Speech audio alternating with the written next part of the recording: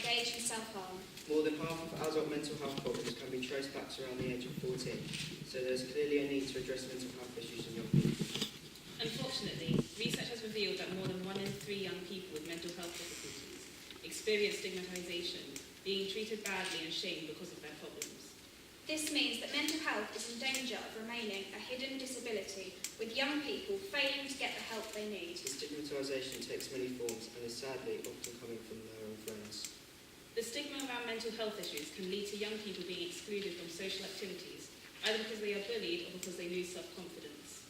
Sometimes the stigmatisation takes the form of verbal abuse, with hurtful labels like mad or crazy being used to describe a young person who really needs help and empathy. As a result, 70% of those mental health conditions are less likely to speak about their problems to anyone, even friends. 56% said they were less willing to access professional support for their mental health difficulties. It is estimated that only 25% of those in need of effective mental health support are currently accessing it. I thought I would start off by explaining how this all came about. I was walking home from an evening out, and I happened to walk past Jordan, who was socialising with his friends. And I thought, hang on a minute, I walked about 10 feet past Jordan, and then I thought, you know what, nothing ventured, nothing gained. What's the worst that can happen? Because get away from me, you weird lady. But actually, he was just so lovely and welcoming. I basically just went up to him and said, "Hello, Jordan, I'm Jane," and I basically told him the whole story about the fact that I'm running this journalism club, part of which is BBC School Report, and that our school had already started working on the I Am Whole campaign. So I thought, what a golden opportunity. Get the man himself in to come and talk to our students. So yeah, basically I'm here because I think as every young mind does, I went through like a lot of mental health issues. I think everyone does, to be honest. I don't think there's really a normal. I think people like to believe that there's a normal way of thinking or a normal way of behaving. I don't think there is. I think there's just like a big spectrum, and we kind of waver on it. I had a bit of an insane end to my teen years. I got a record deal, and then ended up becoming like a pop star, and like famous and being on like tellies and that, which was super fun, but also came with a lot of pressure, and it forced me into having to grow up really quickly. Yeah, I grew up in Brighton. I went to Blatchington Mill School, so there was beef. Actually, I was saying it was weird to come in here and not feel like I was maybe gonna like be stared at by an angry rugby player. We did lose a lot in rugby, but football we won. So sorry. But yeah, no, I grew up in Brighton, so it's really good to be back, and it's cool to, it was really cool to even seeing the whole thing up on the board. That was the beginning. Mad. Oh, mad. Nutter. Freak. Psycho. Fruitcake. Crazy. Weirdo. Spaz. Loony. Schizo. Retard. Crazy. Psycho. The only thing shameful about mental illness is the stigma attached to it. A stigma that prevents children and young people from speaking out and seeking help. Every year, around 1 in 10 children and young people experience mental health problems in the UK. That's like 3 in every school or college classroom. Speak out if you or someone you know needs mental health support. Most people who experience mental health problems recover fully. If not, they're able to manage them and live well, especially if they get help early on. Together, we can support one another and fight stigma. Together, we're whole.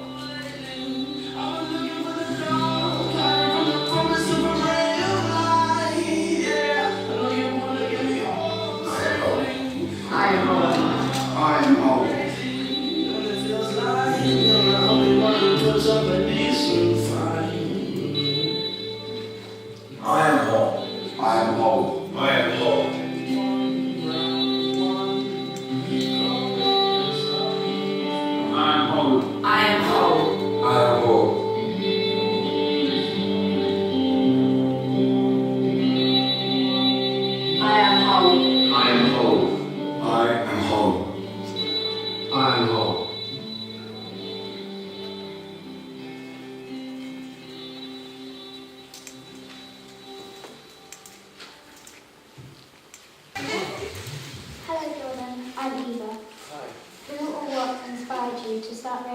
awareness on mental health issues and stigma? That's a very good question. Thank you. Is this actually working at the moment? I feel like it's just for a show. Hello. I'm not sure I like that. Who first inspired me? I think, yeah, I don't know. I feel like I have a lot of people around me who are really strong, actually, emotionally. My girlfriend Cecilia, who sat over there, she went through an incredibly difficult time about 5 years ago, and to see how she dealt with it was quite inspiring. She was able to kind of articulate through means of poetry and writing.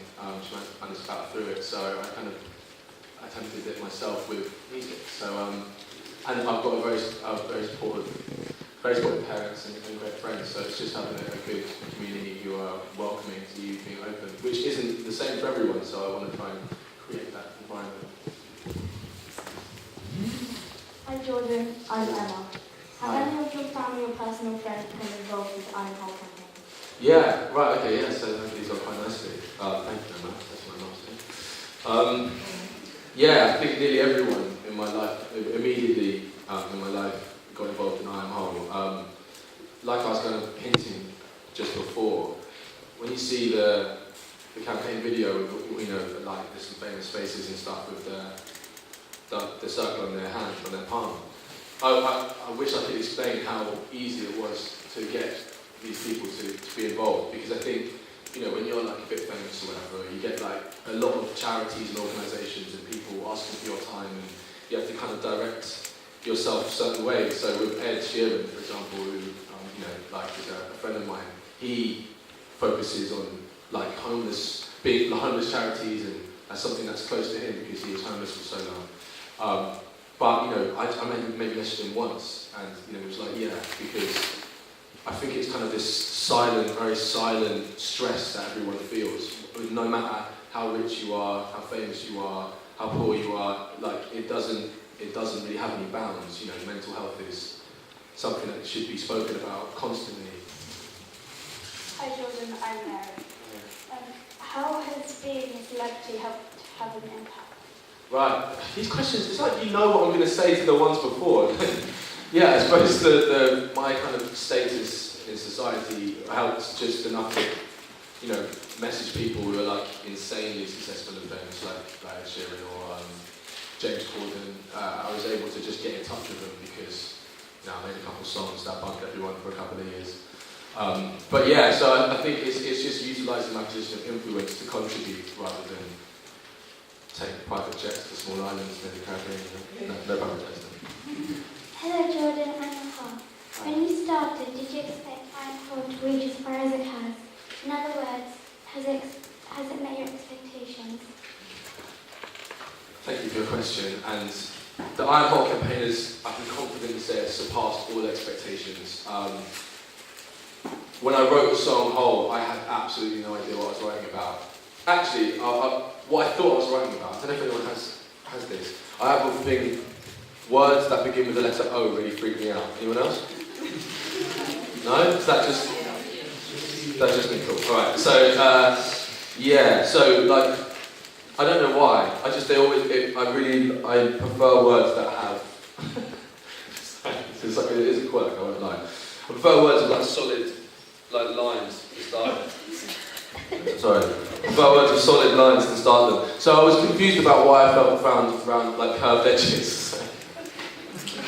Anyway, so I was writing about why I thought words with curved edges. Just to realise how balmy this sounds. But yeah, I ended up writing about my kind of spiral into depression. So I had no idea what I was really voicing.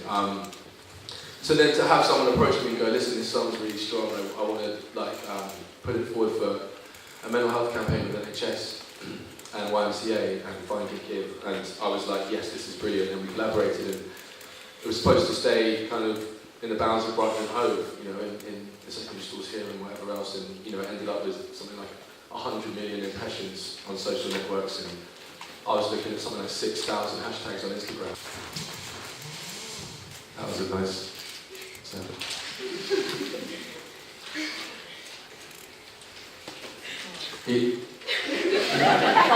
No, go ahead.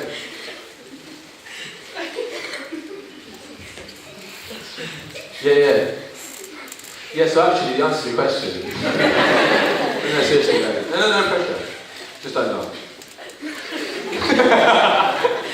No, seriously. No, I'm so good at it. Yeah, go. Hi Jordan, I'm Maddie. Hi. Have you or someone close to you experienced either mental health issues or the stigma attached to them? If so, how did it affect you? Yeah, so I've spoken a little bit about feeling a bit down, which I think everyone does. But so I think what would be interesting to talk about is, in school, during my GCSEs, I got diagnosed with ADHD, which was an odd time to be diagnosed with it because I kind of just suddenly got shifted into away from a hall and into a small room. But now in hindsight, I was called I was always the hyper kid, or I got told to calm down all the time, and it's like the most infuriating sentence for someone who can't calm down. Hello. Hello, I'm Renee. So Jordan, what has been the highlight for you of working on the I Am Whole campaign? I think the highlight is probably being asked questions so formally by people. I love it. Hello. I love it. I think it's great. It makes me feel more. I've just really enjoyed feeling as though a difference is being made. Hello, Jordan. Hi. What are you going to do next to develop this campaign? So what? To develop this campaign. To develop the campaign. Right. Okay. So in the yeah, I've just got one there. I've got a third there as one of the campaign leaders. He's looking at me like, Jordan, you know.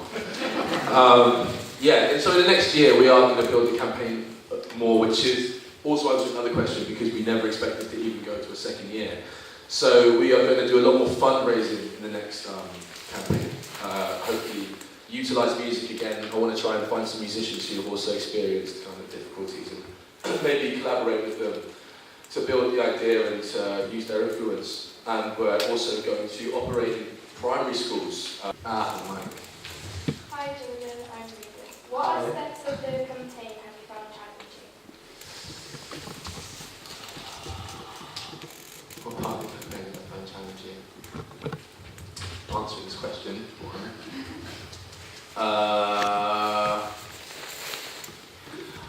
I actually found that the whole thing. You're trying to get the mic back from the knee. Yeah, I found the whole thing really quite exciting. To be honest, I felt I was really happy at every moment. But genuinely, the most challenging thing I found was reading the I Am Whole Instagram posts. Hey Jordan, I'm Helen. Has the way you view people with mental health issues changed as a result of I Am Whole? That's great. Yes. I think the whole campaign is actually the whole campaign has improved. I went in with an idea of how I felt and how a few people felt, and a minimal idea of anxiety and various other eating disorders. But yeah, from doing it, I've met and got to speak to a lot of people and have a more in-depth account of what struggles people feel. For example, a boy I interviewed for Newsbeat who called William. He is bipolar, and hearing him talk was incredible, actually. And I remember being absolutely taken aback. And what was interesting with him was his method of expression as art. So he's like a really talented artist, and he's managed to almost draw how he feels at times to have or experience bipolar. And so that for me is I love understanding things. So. Yeah. Hi Jordan. Hello. What do you do to look after your own mental health, and what tips would you give young people?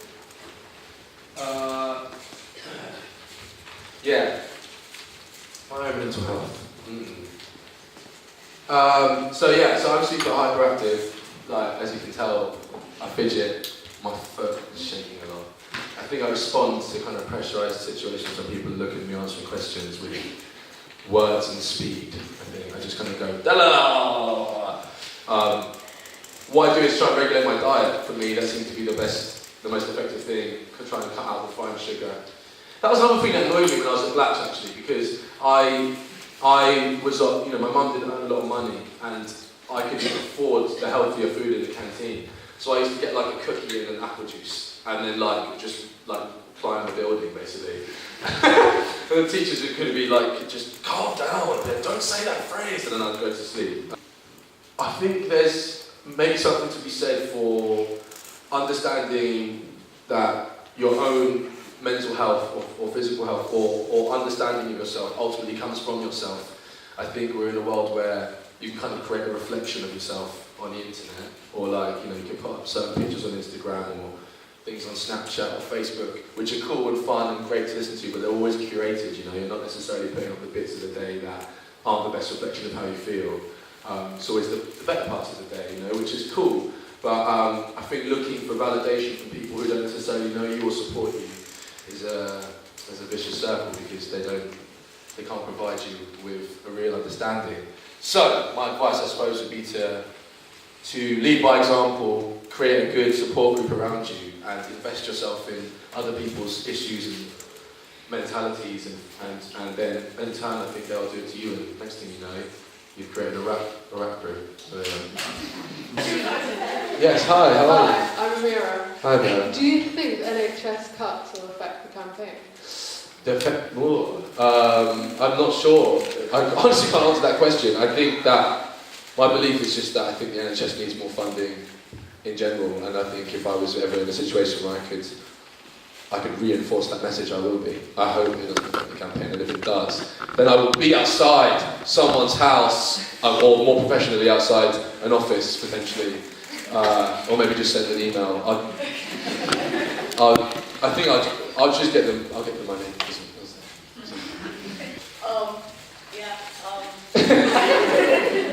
Go on. So, did you go up to the NHS? Yes. Or did they come to you and? Yes.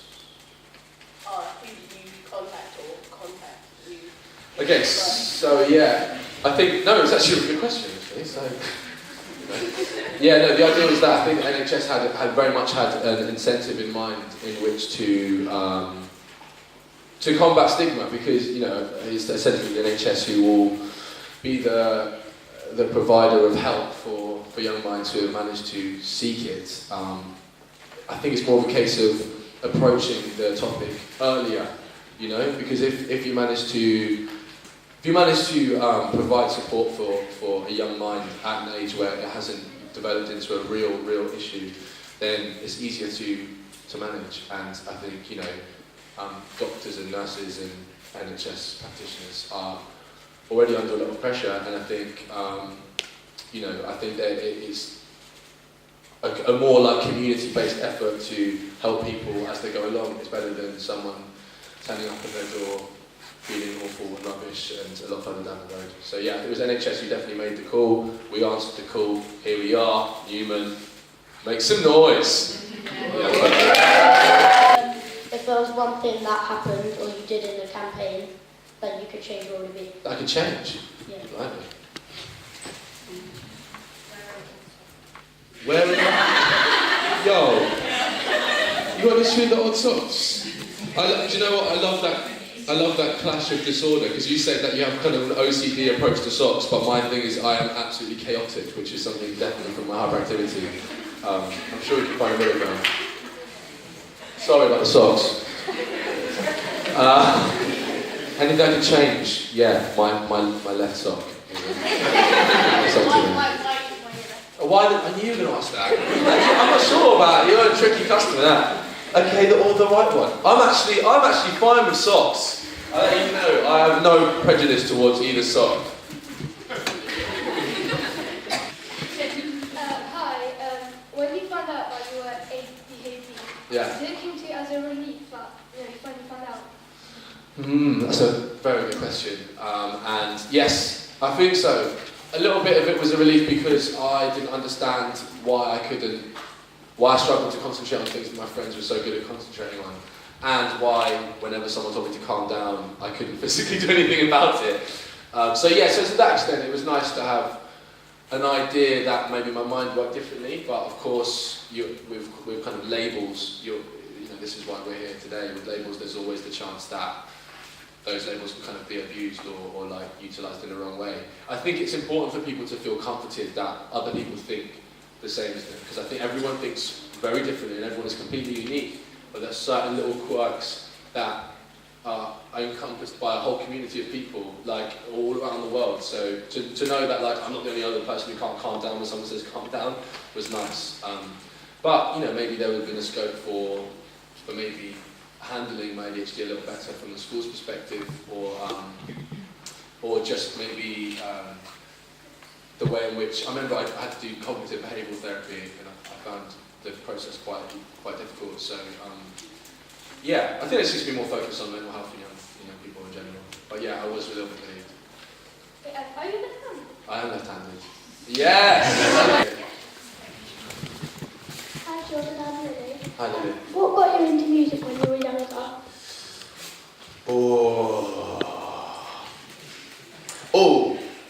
don't know if I can say that actually. I did once make a diss on my school form tutor, which was incredibly unacceptable by school standards. But I think it was the reason I mention that is because it was just a method in which I could outlet how I felt. Really, which was that he was fantastic, the tutor. I was doing a music lesson, and one of the projects was to kind of compose your own song, and I'd always liked poetry, so I actually in that lesson ended up writing a song called The Simple Beat, which I'm not sure, I think it wasn't great, but I was trying. That combined with my grandma getting me to recite poetry to her, particularly a poem called If by Rudyard Kipling, which was actually quite sweet. She's dead now, but when she was on her way out, she suffered from dementia, and it was quite an amazing thing to see a woman who couldn't really remember what day it was, but she was able to completely recite this poetry, with this beautiful smile. So I think I owe her quite a lot. So the influence of my grand, poetry, and a music lesson, and potentially a fantastic form tutor who Hi, Jordan. I like you because you did the whole necklace thing earlier. I'm a big fan of your music. Oh, sweet. I listen to a lot of it. I love the stereotypical album and all of that. I'm just curious what your favourite song is. Demolition Man. Yeah, I love that. Yes! Give me a high five. Yes, that's a low five. Yeah. That's spun me out. Yeah, high one. Cheers. Yes. Classic, all that kind of. Yeah. 20s, but Yes. Amazing. Yeah, well, Demolition Man is my favourite song of Stereotypical, and Jive is my favourite of Roaring Twenties. If you want some trivia about the second album, do you want some trivia? Yeah, sure. The album's supposed to be it's supposed to be me realising that there is a correlation between human age and the 1900s. So if you take 1900 as being zero, and then you got what the First World War was 1914 to 1918, and I thought that's quite interesting to consider the idea of being age 14 to age 18 being like a world war. And then the Roaring 20s is similar to, I suppose, how you act in your 20s. And then the punchline was that when you hit 29, it's the Great Depression, which is... I don't think I really got that across in the album, but that's what I was thinking at the time. Bonjour. Okay, don't do French, it's fine.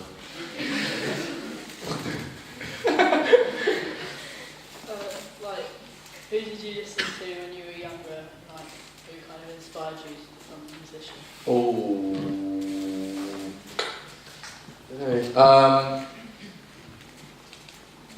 I listened to quite weird music, man, when I was growing up. My mum has a quite odd taste. If I just listed musicians, I'm not sure anyone would know. Well, no, that's a way anyway. I listened to a guy called Beck a lot. I think... Do you know Beck? No. Oh, sweet. Who knows Beck? Yeah. What students know back? No? Okay, cool. Yeah, no, that's fine. And Gorillaz, actually. Gorillaz' first album was huge for me. And Blur. And also Lou Bega released a song called Mambo No. 5, which is absolutely fantastic. Actually, thinking about Lou Bega, I could list you some more. S Club 7, a big influence. 5, Slam Dunk the Funk, redefined me. Spice Girls Wannabe was brilliant. I don't know why anyone's laughing, that is a pure banger. Does everyone knows Spice Girls Wannabe? Of course. That's kind of mad because they were like 2000, man. So anyway, timeless, some people say. I agree. Yeah, Spice Girls is my answer. Okay, now I have to sing it. Oh, what, do you want to sing a song? Right, who knows every word to the song? Alright, so maybe some... Okay, they can't do it. That's the limit. No Spice Girls. No, we're not going to sing Spice Girls. Such a disappointment. See, that would just be the only thing that's cut to on BBC. It's just everyone going, I'll tell you what I want. Okay, I'm Floss. I'm a volunteer at Brightclear, which is a Brighton Home charity which helps with mental health in young people. We do a lot of workshops in the schools. That's the main thing that we do. And we also get involved in lots of campaigns. I'm holding one of the really big campaigns. And I remember I'd probably been volunteering for about 2 months, and the team came to me and said, how would you like to be in a music video? I was like, well, of course I would love to be. And it was really good. It was end of my recovery with a mental health experience I've been through. And I just really enjoyed being a part of it. And I remember when it was shown in school, and the next day everyone was like, in the corridors, hey, that's that girl in the video. Felt like a celebrity, it was great. Hi, I'm Caleb. I'm an anti-bullying ambassador, and we help all kids from all ages across the school who are struggling at school with mental health or just in general bullying. We counsel them and help them, and we spread the I Am Help campaign through our school with posters and doing workshops with kids. Yes, sweet. My name's Ines, and I'm also an anti-bullying ambassador. Me and Caleb were chosen along with some other people to take part in the I Am Help campaign, and we got to do stuff like go on the IC60 and meet Jordan. And that was scary. And we also help out with children who suffer from mental illnesses and who get bullied at school because they face stigma from other pupils. Yeah! Cool. So we're now just going to finish with a mental health story, which was actually written by another volunteer from right here. So it was written by Connie, who's 22. When I was just turned 16, I think, I developed an eating disorder. There was just stressful life events going on. I think it kind of starts from there. I didn't have any treatment for about 4 years. Yes, because I went into treatment when I was 20. So it was obviously tough, but my eating disorder was something I was quite ashamed of, so I didn't really tell anyone. Stigma stopped me from coming forward for so long because I was wondering what people were going to think about me and think. And I think people make assumptions where they don't really understand what's going on, but they think they do. So when you do go to talk about it, then they might say something and make it a whole lot worse. If I had known where to go for services and known it was okay to have this thing going on, then I could have nipped it in the bud a lot earlier than I did. But instead, I was left with an eating disorder for 6 years, which is a long time. When you come out of it and look back, this ruined my life for so long. If I'd known, if I'd been educated, I really think it would have made a difference. Yeah. So I'm Jill. Probably over a year ago, a colleague of mine and I decided that we wanted to do something about children's mental health and young people's mental health in terms of making sure we reach out, tell them to think about their mental health, their well-being, and to speak out about it, support one another. and find a way to seek help. And as part of an NHS team, we were really keen that we created an anti-stigma campaign. We never realised that it would create such a buzz internationally as it has done. We worked with young people on the campaign, some of them you've met today, and also right here in YMCA, which Kat can tell you about in a while, but we never believed that it would be quite as big as it is. And just to say a big thank you really to the schools in the city, and particularly Carlton and Newman tonight, for having such an amazing way of taking our campaign and idea and then creating it in your own way in your own schools, which is amazing. Yeah. And just before anybody, in case nobody else says it, a big thank you to Miss Bird as well in terms of massive organisation.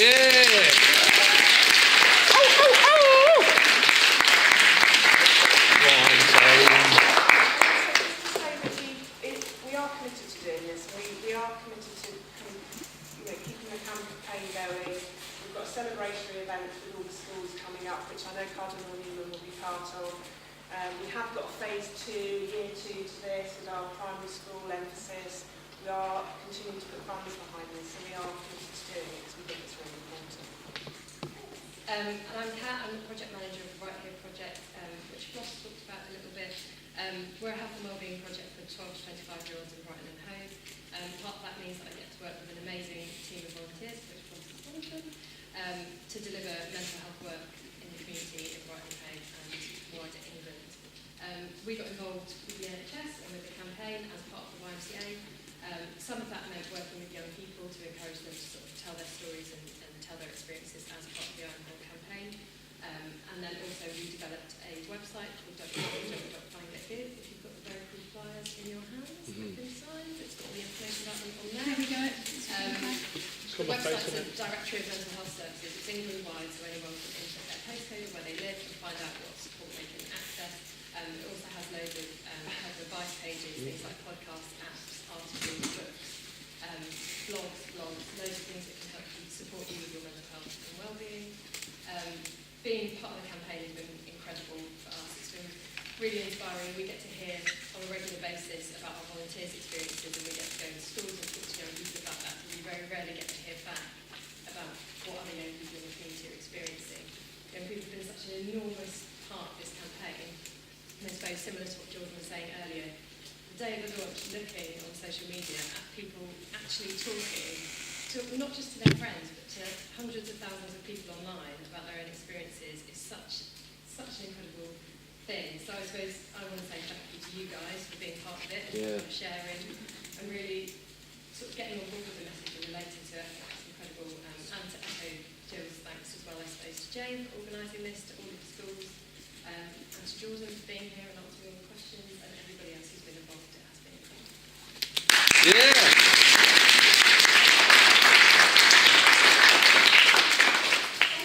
Very much. I think this whole experience has been really interesting for me because when I first started at Cardinal Newman in September last year, and I saw that, one of the first things we were going to be doing in PSHE was looking at the Iron Hole campaign.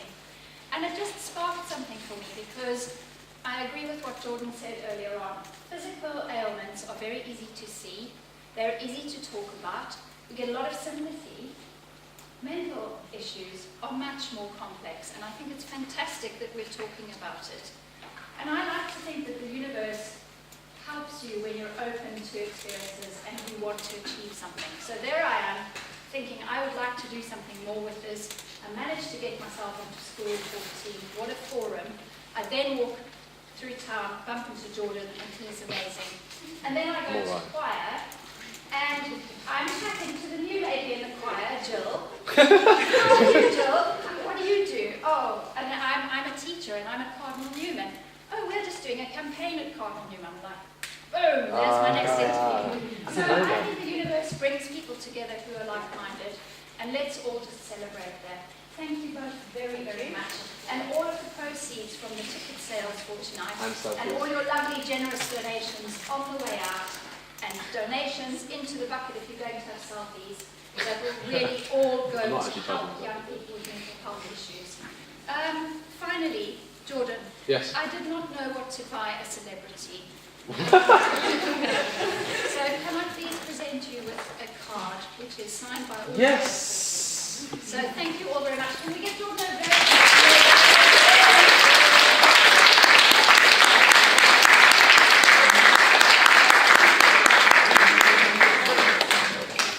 Alright, sweet, thanks. But, oh, it's got the drawing in it. Yes. Thanks, everyone. Cheers.